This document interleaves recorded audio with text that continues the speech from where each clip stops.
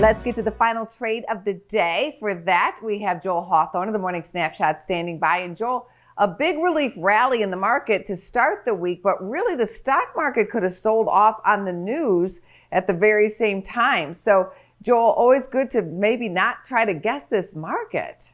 I absolutely agree with you when you say no one kind of really knows as far as directionally about the market. The market could have definitely had a knee-jerk reaction in either direction, up or down based off of the news. I think right now what we have to do is kind of find your niche of what you're looking for. Something when you're looking at particular stocks like myself, what I try to do is find the stocks that I like, that I feel like I am willing to hold on to during uncertain times. Because if you're just trying to pick tops and bottoms in a very short term, that could be a very dangerous, very risky strategy with so much uncertainty in the market. What's your trade of the day? And that's, that brings me to Square, symbol SQ.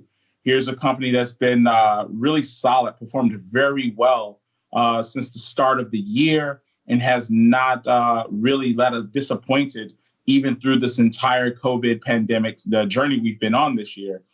Square right now is getting a bit of a pullback. They've been really looking at converting some senior notes. I think that's why they have a short-term pullback early in the week this week. But I do expect Square to rally and shares to kind of pop back to that 200 level right now, trading about 190 and change or so.